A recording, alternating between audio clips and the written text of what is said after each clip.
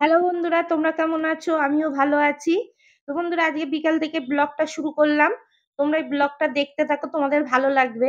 আর এখানটা দেখো দাদা কিছুটা সবজি-টবজি কাটছে। কিসের জন্যে? আজকে বাড়িতে লোকজন আসবে।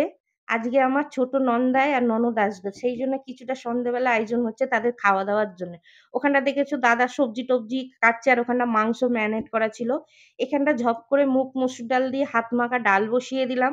যেহেতু বৃষ্টি হচ্ছে তাড়াতাড়ি ওরা আসবে, খাওয়া-দাওয়া করবে এইজন্য ঝটপট করে আমি সমস্ত কিছু করছি। আর দাদা বলল, "আমি একটু গুছিয়ে দিচ্ছি, তোমার হাতে হেল্প করে দিই, তাহলে তাড়াতাড়ি হয়ে যাবে।"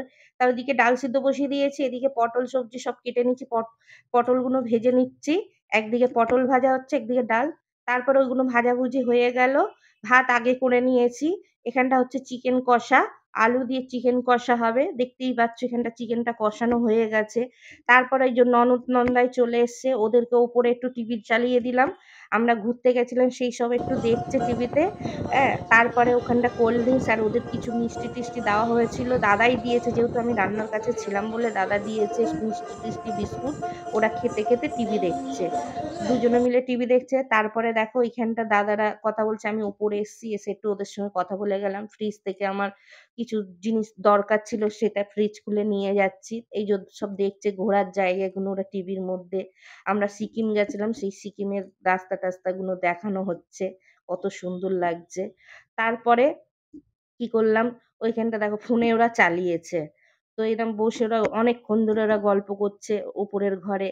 আমি ওদের সঙ্গে টাইমই দিতে পারলাম না। শুধু ওপরে এসে একটু কথা বলছি। তারপরে আমার রান্না-বান্না সব হয়ে গেছে। প্রায় ১০টা ১০:৩০ বাজে। রান্না কমপ্লিট করে ওদের একেবারে খাবার টেবিলে ভাত বেড়ে বসিয়ে দিয়েছি। সবকিছু নিতে পারিনি। কেন একা হাতে করছি, সমস্ত কিছু দেখানো সম্ভব হচ্ছিল না। তাই জন্য একেবারে খাবার টেবিলে বসে তারপরে ভাজাভুজি দিয়ে ডাল দিয়ে খেতে দিয়ে দিলাম। ২ রকম ভাজা, ভেন্ডি ভাজা, পটল ভাজা আর ডাল, চিকেন কষা এই কটাই করেছিলাম। ওরা বলেছিল শুধু মাংস ভাতই করবা আর অন্য কিছু করতে হবে না। তা আমরা বলি, "না শুধু মাংস ভাত কি খাওয়া যায়? একটু একটু কিছু সবজি ডাল একটু করি।" বলে সবাইকে দিয়ে দিলাম। ওদের ৪ জনকে বসিয়ে দিলাম। দিয়ে ওরা ৪ জনে খেয়ে আমাকেও বলছিল ওরা বসে খেয়ে নিতে। আমি বলি, "না তোমাদের বসলে কিছু লাগলে তো দিতে হবে। তোমরা খেয়ে ওঠো তারপরে আমি খেতে বসবো।"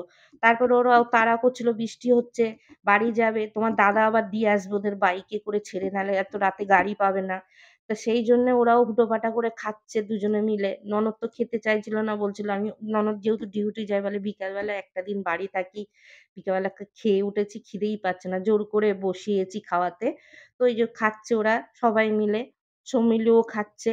তারপরে ওরা চলে গেল ১১টার দিকে। আমি সবকিছু সেরে-সুরে আমি খেতে বসলাম। আমি একটু ডাল আর পটল ভাজা, ভেন্ডি ভাজা নিয়ে খেতে বসেছি। তো ওখানটায় মাংস দেখাচ্ছিলাম আর একটু বিরিয়ানি ছিল। দুপুরবেলা একটু বিরিয়ানি খাওয়া হয়েছিল, একজন দিয়ে গেছিল। তো বিরিয়ানিটা কে দিয়েছে বলো তো? বিরিয়ানিটা দিয়েছে সৌমিলির স্যার। ওদের আজকের ঘর ঢালাই হচ্ছিল।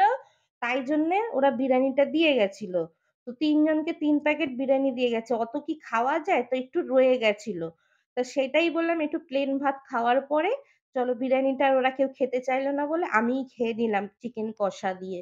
তো আমিও একটু খেয়ে দেখছিলাম যে ভালোই লাগছিল। বিরিয়ানির মাংস নেই, শুধু ভাতটা ছিল।